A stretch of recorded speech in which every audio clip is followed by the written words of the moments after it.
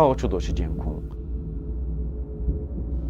每天装甲车啊，一些坦克啊，在市区里面走来走去，也没有具体的法律规定，没有它的一些尺寸。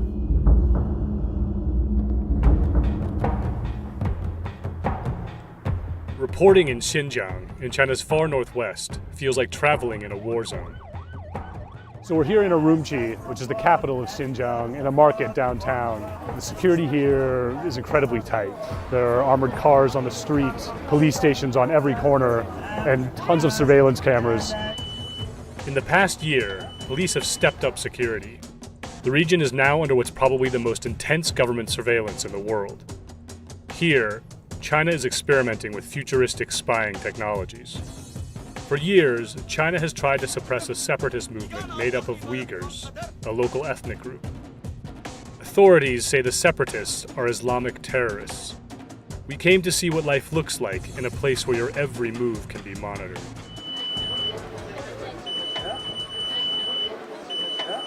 To be in Xinjiang means being checked every day, multiple times a day.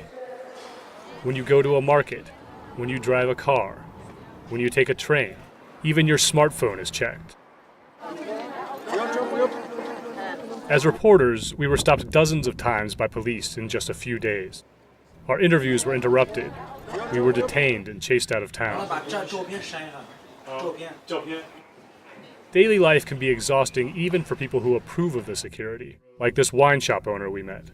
非常麻烦，就会给人造成一种困扰。人一旦有了困扰，他就不愿意去干这个事。对，就像我喜欢逛街，但是我一去逛街就要查个身份证的话，造成的困扰，我就不愿意上街了。The surveillance apparatus falls hardest on Uyghurs. Parhat Imin sells pomegranate juice in the streets of Urumqi. He used to sell Islamic items, but after ethnic riots in 2009, the police forced him to close his shop. 执法局打的把我，而且土行打的，把牙打掉了，土打掉了。Imin has had run-ins with authorities since. He was once sent to jail for buying hashish. Now, he says every time he goes through a checkpoint, his ID sets off an alarm. 撞进去了，黑名单，说这个的话，别地方去把我抓行，抓行抓走，还走了。Imin says authorities are targeting him because he's Uyghur. The government didn't respond to requests for comment. 好几次我给弹幕说没枪毙掉，我就不上火了。Chinese rulers have been trying to control Xinjiang for roughly 2,000 years. The region is well positioned for controlling trade routes between Europe and Asia. It's also rich in oil, coal, and natural gas. In 1949, Mao Zedong sent his army into Xinjiang and incorporated it into the People's Republic of China. Many Uyghurs saw this as an act of colonization. Over time, riots erupted. In recent years, violent attacks by separatists have occurred inside and outside Xinjiang. To bring order, in 2016, Beijing installed a new strongman in Urumqi, Chen Quanguo, who was known for locking down Tibet, another rebellious region. In Xinjiang, Chen has taken his methods of mass control to a new level, turning the region into a laboratory for new surveillance technology. ID cards loaded with personal details are used to track people's movements. Residents have different levels of freedom based on factors like ethnicity and religious practices. Goods that are deemed dangerous are tightly controlled.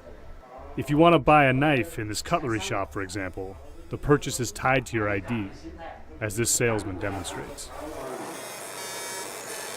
这个叫二维码，这个叫二维码编号，然后直接雕刻能激光刻上就可以了。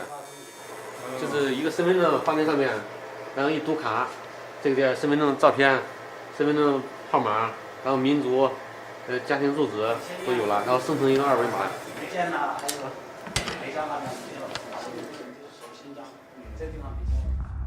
The system also tracks faces.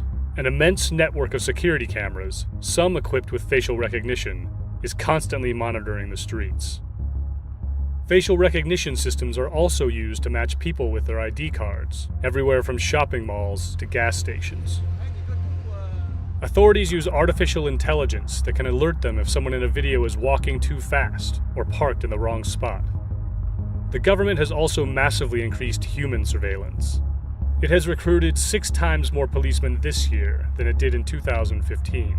Cities are now dotted with brand new police booths, one every couple hundred yards in some Uyghur neighborhoods.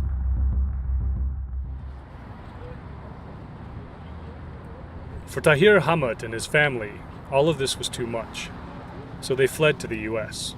任何政权没有对维吾尔族人这么严酷、这么严厉的打击。Hamad is a poet and a filmmaker. He arrived in August and has applied for political asylum. 要提交给移民局，就是。To get out, Hamad bribed a doctor to make up a story. His daughter had to be treated for epilepsy in the US. 我一直担心，可能有新疆的警察会拦截我。Hamad says the situation in Xinjiang took a turn for the worse in the spring this year.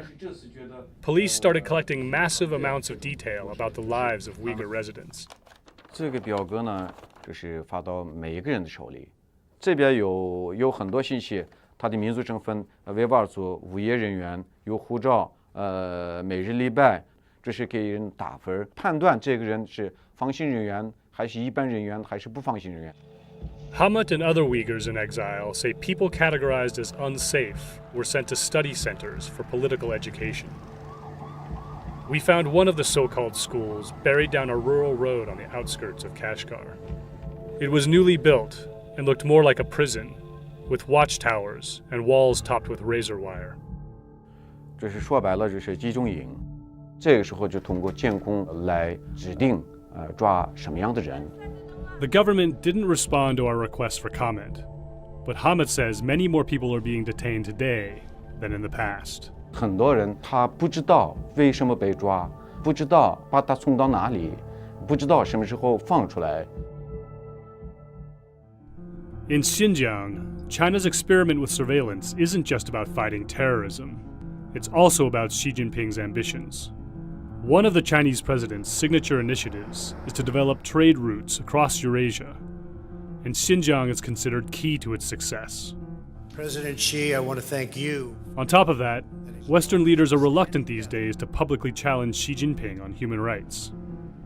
That means one thing: the surveillance state in Xinjiang is likely to keep expanding.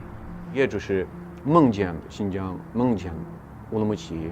第二天醒来呢，一看，第二天醒来以后，我们觉得是在美国，很安全。